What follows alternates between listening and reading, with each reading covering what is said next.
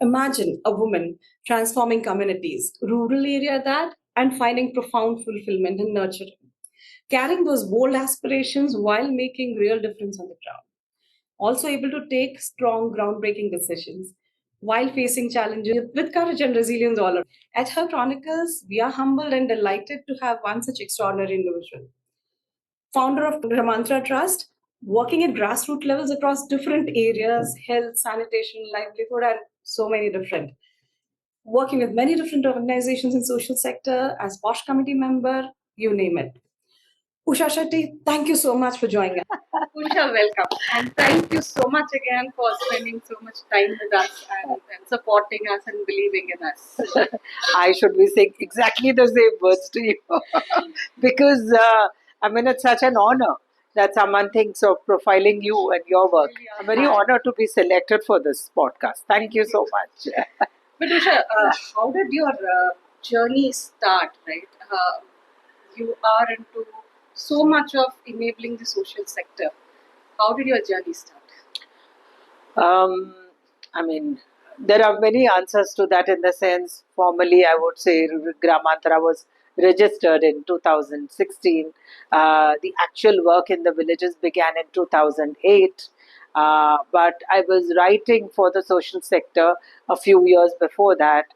But always, I suppose, the sense of community service was there right since childhood.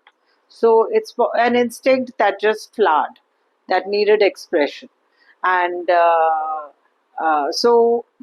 to answer your question, the journey began, it progressed along different milestones, could say. But yes, the formal work in the village, no, nothing planned. The work in the village that I started really began on just a very, very strong instinct, a very strong hunch, which just came on me one afternoon, simply unexpected, uninvited, so to say, and just out of the blue. It was just a very strong instinct, a very strong urge to want to do something, and I just followed that.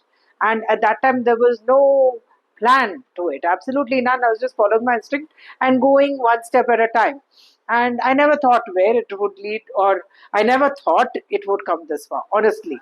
Today, if I look back and I think that maybe 16, 17 years back, if somebody had told me I'm doing all this, I'd have probably got frightened.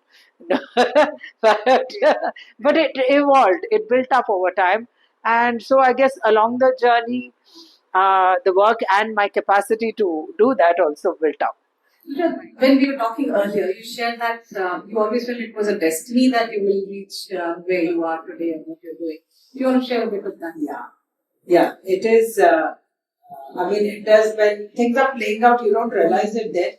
But later, when you think about it in perspective, because what happened was that, the story of my NGO is strongly connected to my college days. And what happened was that I grew up in Delhi, did my schooling and college over there. And when I had got my 12th standard board results, I actually had a compartment in economics. And I was very sure I wanted to study sociology. The problem I was having was that while I went and applied, because I had that compartment in economics and I had given my application for re-evaluation, I wasn't getting confirmed admissions anymore. But only in this one place, in Miranda House, where my professor, Dr. Khadija Gupta, was HOD at that time. I could sense that genuine kindness and compassion in her, and she took my hand and said, "Don't worry, we will keep a seat for you because the rest of your marks are fine. So just get your result and come back, and the seat will be here." And that's what happened. So my reevaluated result in economics went from 27 to 72. And wow, that's a true revolution. Yeah, totally error. And I went back and I very gratefully took that seat in Miranda House. And so that's where the destiny began, because while we were in third year of college in Miranda House, we came to Kolar for a field trip. The Kolar gold mines were on the verge of shutdown then, and we were doing a study as part of the sociology department. And Kolar happened to have a deputy commissioner who was Dr. Khadija Gupta's son. Okay. So he had organized arrangements for us. And that's when we met. And he was an extremely dynamic personality, larger than life, full of ideas, visions ahead of his time. And he rejuvenated a large water body, a 163-acre lake. Rejuvenating the lake, also conducted a huge agri-vela, for which the National Union Agriculture Minister came, the Chief Minister. And as a part of that, a lot of development happened in the village. Right? And people used to revere him because he was a people's person. And why I say destiny is that finished this trip, I finished college. A year after I graduated, Khadija ma'am retired. Right. And I did not keep in touch with her. And I moved on, I got married. I moved from Delhi to Madras and then came from Madras to Bangalore careers. And then one day in Bangalore, I had gone to the ATM and absent-mindedly left my card behind in the ATM. And then I did not remember it till the very next day. 24 hours later, no ATM card. Where did I leave it? Then ran back to the ATM and the guard told me, no, it's gone to the head office. You'll have to go there and collect. So the next day I went to NGO and I went to Axis Bank. I got my ATM. No problem. I got the card. No problem.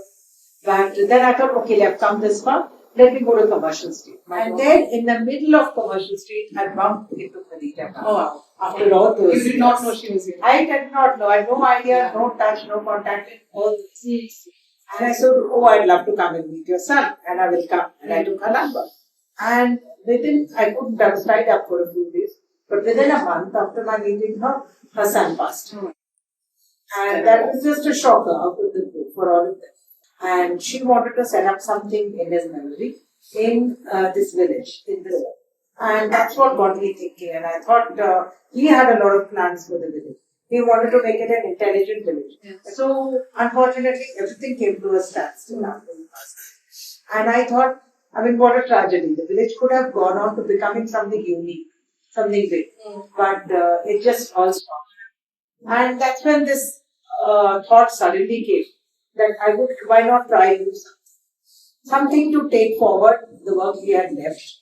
And definitely, I mean, it was probably a random or foolish thought at that time. You know, it could easily be thought of as something foolish because I had no experience. But it just was so strong that I just had to follow. That's the hunch part. That was the hunch. That was the hunch. And I thought I must do whatever. Definitely not on the scale you have done, but whatever possible for one person.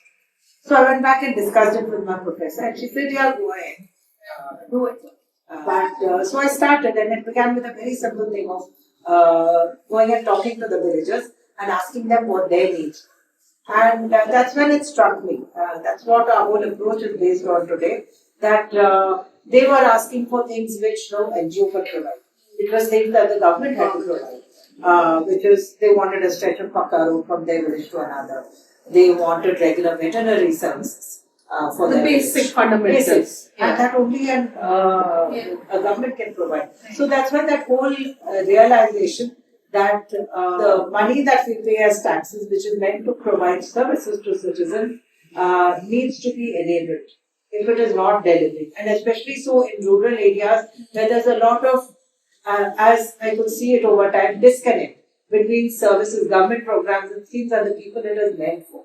And there's this gap of, this unequal relationship of information, knowledge and power between people meant to deliver those programs and schemes and people who should be getting it. For an ordinary villager to walk into a government office and get anything done is a hugely daunting favor. So it's government has schemes.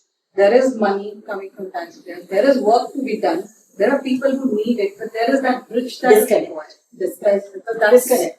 And on the part of the intended beneficiaries, there is that paucity of knowledge about the schemes and also the knowledge that it is your right. We pay taxes. Yes. That those are meant for us. An official is not doing a favor by getting us those. It's your right services. We pay for that. How do you enable that? One is this whole awareness, this very fact, this awareness about this, which is lacking. So it's harder often to instill a lot of knowledge in older generations, which is why we choose to work with school children to engender that awareness about what are your own responsibilities as a citizen, but what are also the deliverables from the government, and how to engage democratically with local elected government reps, with officials, the way that the constitution provides for democratically. There are means to engage. A simple act of going to a panchayat office, talking to a panchayat leader, or to any government official from a PDO to a taluk or a district level, asking for what is not coming. It could be very simple services like a street light not functioning, or drains not clean. I mean, like, you were an educated, college educated city girl, and then trying to get this done.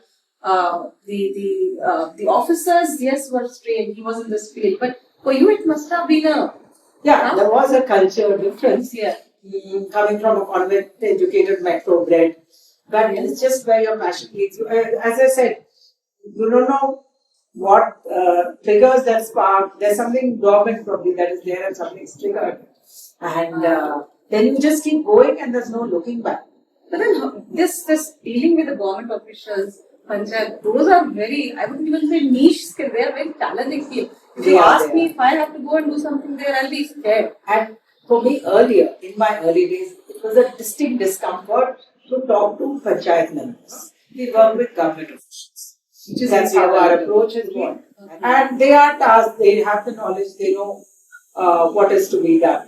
Who were your supporters?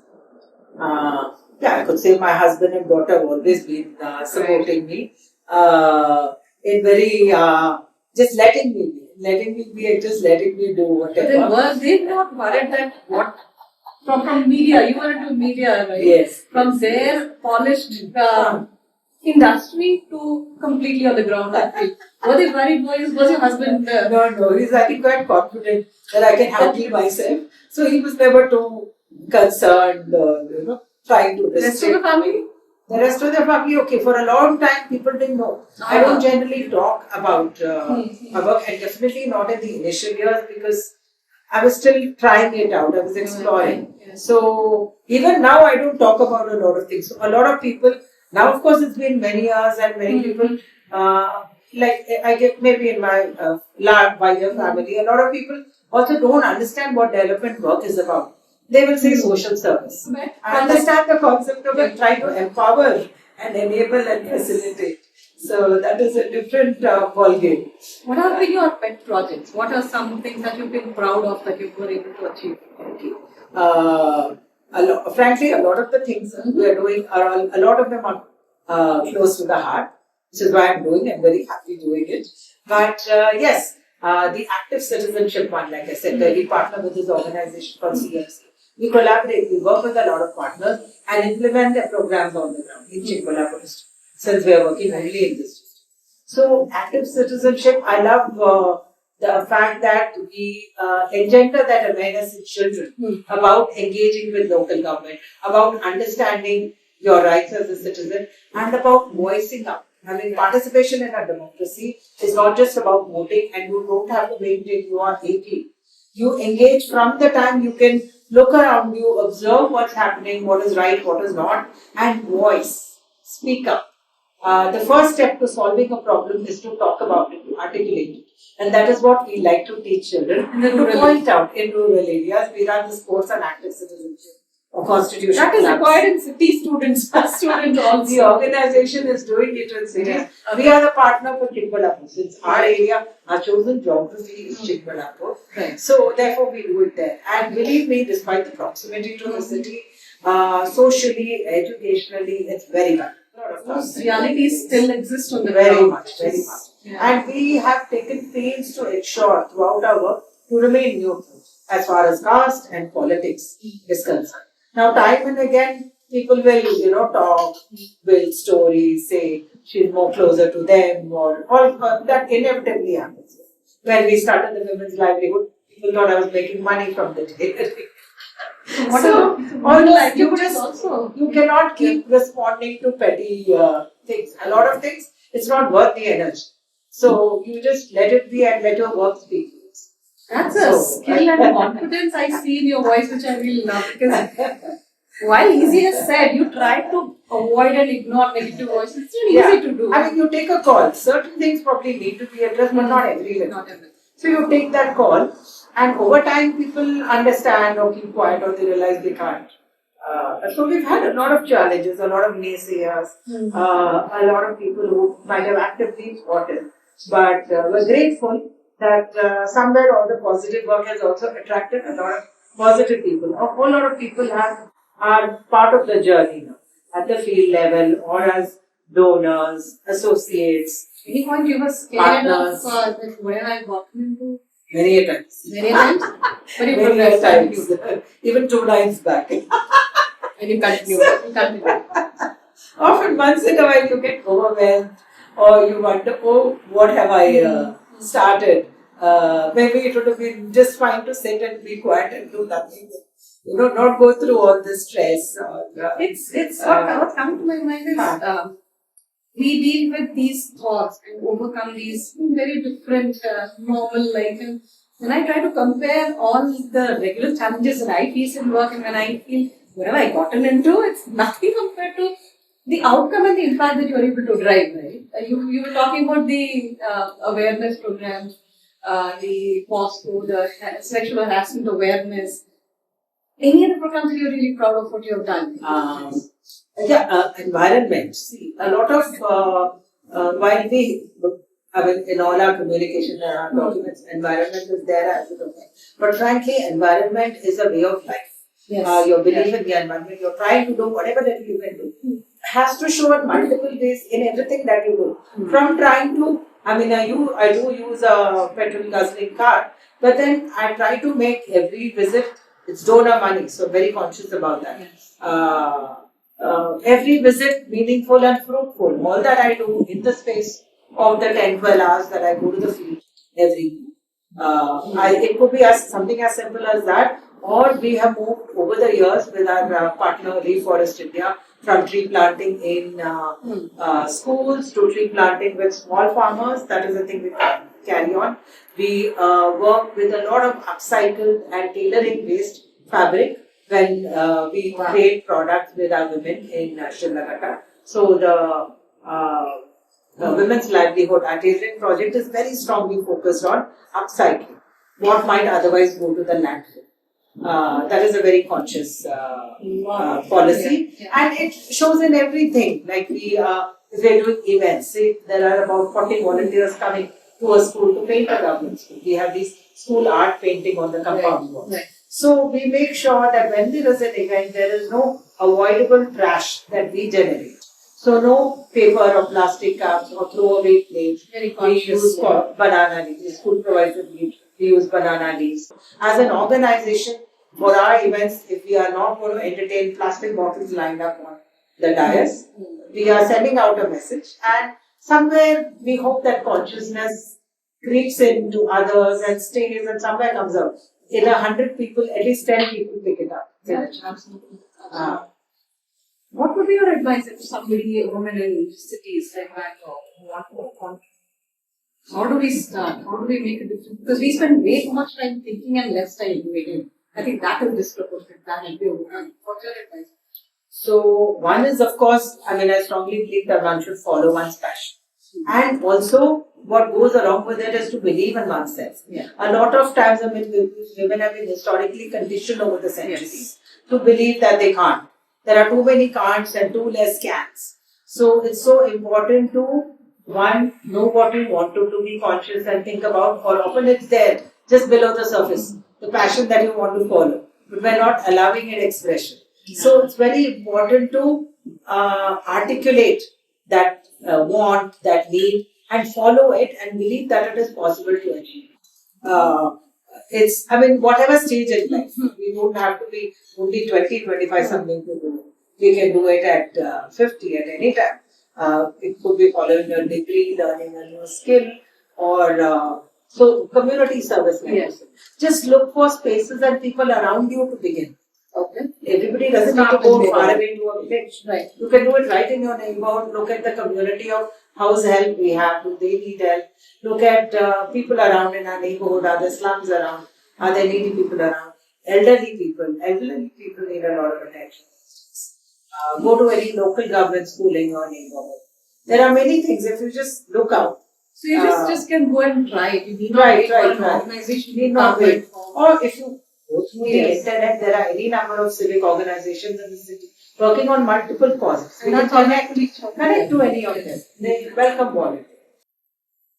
Calling your mates, kids, and giving them that extra learning, sitting right at home. You can't. Simple steps. There's any number. Sit on the phone and help fundraise or gather old clothes for people, do a stationery collection drive. So many things one can do with just one phone or talking to people. Any ways to support your organization? Multiple ways. Yeah. Of course, contribute money, but also contribute time. I mean, distance is not as big a factor as it seems to be. You can just choose to come once or twice a month on a Saturday, spend some time, engage with some government school kids, read library books to them, speak to them in English, give them that practice and learning and confidence to speak in English a few seconds. Young children, or come and talk to older children in high schools about careers. You can come and volunteer with us for any of the civil works we do, painting, other things. You can put out word about the products made by our program. The livelihood program. We produce a variety of things from cloth bags, stoves, table runners, tambourine bags for functions. A lot of home use products. Everything is customizable. Use our networks to put out word about it. If you know of a store that will stock it, connect us to that store. Or any donor who will support that also. Long list of options. There's Are a possibility. I'll definitely try and figure out. Share your skills. Somebody knows martial arts. Come and teach our government school kids that. Okay. As simple as this. If you know birding, come and teach your children birding. I'm going to do that for sure. And for kids, rural kids, the one thing they lack in and the one thing they love the most is that exposure and connect to the outdoor world. I mean, back when we started, mobile phones were not so much at home for them. Right now, they are connected to the internet. Often, unfortunately, it's to all the wrong things on the internet. But they need that kind of guided knowledge. The women part that you said, right? What I'm thinking right now is, I meet you, I find you so grounded, connected, yet so powerful and confident, right? Thank you. That's just, I'm amazed by it because a lot of us earning well, working well, stable families, city life, yet women are not doing enough sometimes, I feel, right? And how can they overcome? No, like I said earlier, and I often see this, a lot of women past 50 or 60 are living with regret. The regret that they did not follow what they wanted to do in their younger days. And they just give up. It's so easy to get demoralized, especially when you often, get mansplained and believing that you can't do things. So they just don't, muster up they don't even probably allow themselves to think that they can. Right. So that conditioning is so strong. They need to, again, it's two things. Know what you want to do and believe that you can do. At whatever age. Whatever age. And I strongly believe we shouldn't let a man tell us that you can't do this. Or can't do that. Or can't do that. A man or even often other women. The conditioning is so huge that unfortunately other women also think that. Yes. That is the sad part. Did you face that? Did you have to overcome that? Frankly, not my husband. As a woman internally, because conditioning or to be women is generally... Yes, true. But I don't know, I've never felt it. I've never thought about it. I've just gone ahead and done it. So, that's very happily, just go and do it. Yeah. So, thankfully, nothing's, like I said, in the field, whatever challenges came, went ahead and and maybe better not to dwell too much on that because then you look back and think, oh no, I did that. But there's this point that you said, right? Just believe it in yourself, go ahead and just do it. That thinking there, I think, should just pause it, just try it, let's see what happens. And I think women are capable of, frankly, a lot more than men. They can do a lot of things far better than men if they have the opportunities. So, also, I must tell you this, that Gramaantara, not intentionally by design, but it just happened. Maybe that natural thing of, more women getting attracted to such work or being able to want to meaningfully contribute and actually contributing, that a lot of women have come together, whether it is in our trustees team or volunteers team or on the ground, our coordinators, volunteers, a lot of women. And we've always found, of course, our catering unit is entirely women. We've always found that when a woman is entrusted with something, the commitment and the consciousness to do the task properly, complete it, is higher in a woman. And how are the reactions from the men in the villages and these districts? well, a lot of I get this from a lot of men in the villages that Madam Hengasragu Agishtu Martare. That means as a woman, Madam is doing something. Somebody's even said, Madam does more than a man. Testimony. Which is a fact that you made a difference there, right? Yes, that is why this one thing I would like to say to a lot of women, I mean, or even to others who, like when you tell a person not to use a plastic cover. Yes. So what difference does one plastic cover make? But like the saying goes, I mean, 10 million people think that way and use the plastic cover. So that is what every person counts. So every step counts, every drop counts. Yes. So if I had thought 17 years back, what will I do alone? And not have done it. I know for myself how much of change, how much of change we've triggered, how many things we've set rolling, how many things we've started across this district, the number of facilities enabled in government schools, the number of women given training, the number of children given exposure, ideas, education, and new horizons. I mean, it's immense, the ripple effect of all this. Some youngster, some child who's been a part of our active citizenship program goes and starts his own sangha, youth sangha, to do more work in the That must be motivating. Yeah, that is so wonderful. That is so, fruitful. So we are very proud of our Makkal Gram Sabhas, which again goes further on that active citizenship. Yes. So a panchayat member last year telling me how, because of the Makkal Gram Sabha we did a few years back, the drug menace, the drug peddling in his village came down. Because the children spoke about it and the administration responded. Which again comes back to the whole point of the necessity to speak up. So, setups, setbacks, because you talked about the Makkal Gram Sabha creating this difference. Has there been any setbacks, or do you see those kind of things, are things going back? There are setbacks. See, we work with a lot of government officials, and often, sadly, the good ones get transferred first. So often, you make headway, get something done a certain length with an official, and then he or she gets transferred. Start all over again with the next one. So the pain of that I've known several times. So that happens, but you persist. And of course, there are corrupt people. I mean, earlier on, I experienced it more. People getting in the way, people thwarting, even threatening. All that has happened. But you keep the faith and you go on. And today they just let us be. They don't Accepted you as part of actively thought. Also because we have also grown in stature. We've grown in terms of the, I'm saying this in all humbleness, that we do have a certain amount of influence now in the district because of choosing to work in that one geography and, growing deep roots with people, with the government, with the administration, with departments, villages. So yeah, the credibility built up because we bring in a lot of resources to governments, a lot of donor connect, a lot of facilities. Since we focus on physical infrastructure, there is a lot of need, a lot of gaps. And we fill that as much as we can in multiple Do you get requests from other districts, other places to here and there I've got, but we are very strongly focused. We're small. We're not big and we don't believe in scaling up in that sense of, multiple districts, multiple states, not interested. I'm happy to. You don't market yourself. We don't have the time to put something on social media. I mean, what we put there may be a fraction of what we are actually doing on the ground. So the focus has been on doing the work rather than on talking about it. So that is probably a weakness where we lag. But I'd rather that than do nothing and brag. So that's not bragging. I think you inspire us. You inspire so many more women when they see this. But then What I get is a strong, focused clarity. Have that. Be in your head before putting it out. Continue with grit and resilience. That no, I want to continue working. There are setbacks, there are challenges. Continues.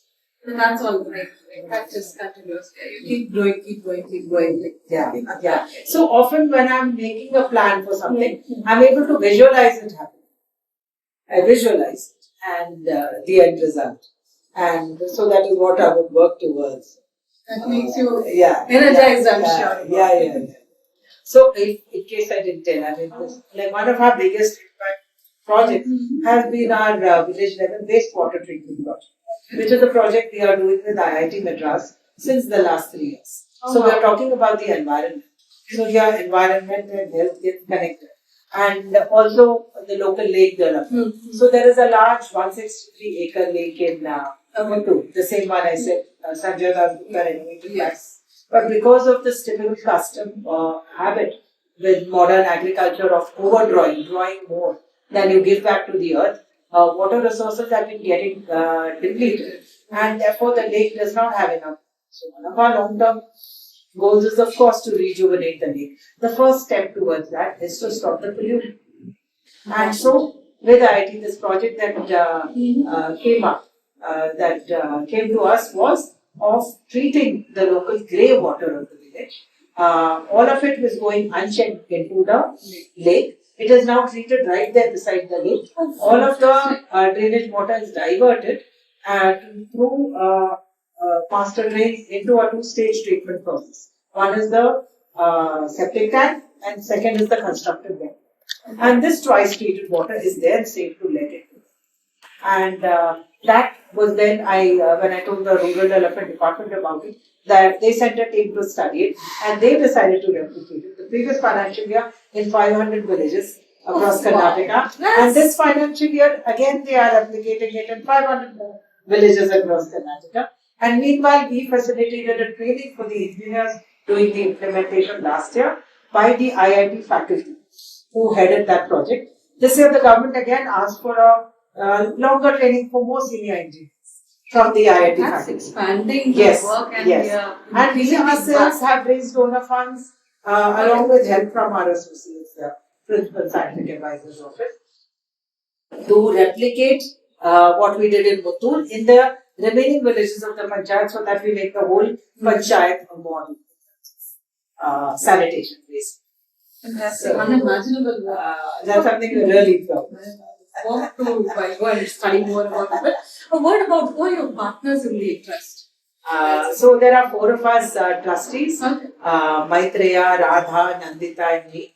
I'm happy to say that they have been involved from the beginning. Like I said, we registered only in 2016, but began work in 2008. So they have been involved right from the beginning, from the earlier projects, and been responsible for some of the initial ones. And so it was just natural to have them on board as trustees when we finally registered. And I'm proud to say that a lot of, we still have a very strong base of individual donors, which gives us the freedom and flexibility to do the projects we feel the need for from the ground and not do a donor-driven project. So therefore, also happy to say that all the individual donors who supported us back then, when we were not registered, still continue to support us, most of them. And that's because of the transparency we maintain, and we try as far as possible to get them involved, encourage them to come and visit. Somebody can adopt a govt or multiple schools if they want. And we encourage them not just to meet the needs year on year of that school, but also to build a relationship with the children. Come and spend time, volunteer. They need that kind of thing. Yeah, that connection. So you built a whole community of supporters, Yes. We have a wonderful team of volunteers who come and help with the women's livelihood. It's all these smart, enterprising women from the city, all volunteering to come and spend hours with our women in Shidlagatta and work with them. And you have a village of your own. It's wonderful. I'm going to change gears. Have some fun with that. How do you like to describe yours? Any adjectives? Positive, cheerful, happy. My daughter says ants in your pants. What do you do for fun? What do you I love to spend time with friends, and I do like reading or watching movies and stuff, and traveling and listening to music. What's your something unexpected, something that you like, any quirky side? I don't know if driving can be called a quirky skill. So without being haughty, I will say that I drive well, and I do think I do it well. Good. You talk about music, new movies, any favorite movies, any genres of music? No, I listen to everything English, Hindi, even Tamil.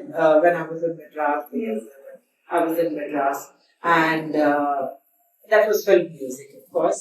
There's a lot of beautiful music out there in Tamil. Well, I listen to pop also on the radio. I don't get time to listen separately. It's on the radio when I'm driving around. And movies, I like to watch a lot, either with my daughter or with friends or whatever the latest. Not all the Hindi ones, a few of the English ones. A lot now, thanks to Netflix and Amazon, a lot of that because I get to do that on a Sunday evening or some late night. What is your go-to stress buster? All of this or anything different? Maybe watching something or talking to a friend, talking to my sister. If you get to do a movie about your life story or write a book, what would you choose? If one is lazy, one would choose the movie, but that is actually maybe more complicated work than writing a book. You need a lot of discipline to sit down and write. And I do write things, so that's why I know how much of procrastination you have to overcome to sit and write. One can probably convey a lot more in a book than in a movie, but then also the audiovisual is a very powerful medium, so a lot can be conveyed without saying. Yeah. What's one superpower that you would like to have? I wish I could fly. Often get me across from point A to point B super fast so that I don't get late doing other things that I've been doing with my life. Tea or coffee?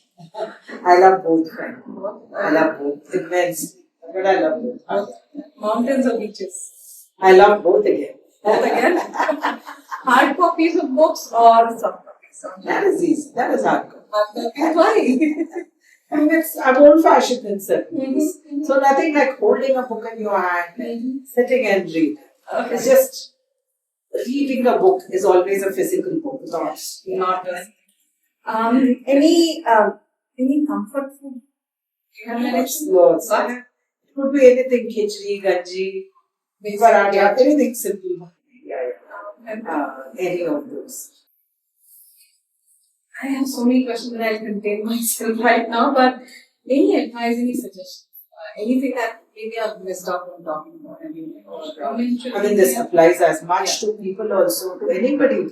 You don't want to be turning 60 or 70 and living the rest of your days with regrets. So I feel all of us owe it to ourselves to go out there and do what we want to do and not live with those regrets. It's the worst thing to say, I could, because time is one thing that we don't get back. So you cannot turn back time. So that's why it's, even if we try and fail, at least we tried. We don't have that regret that we never even tried. And opportunities are not easily available all the time. Often you have to carve out an opportunity.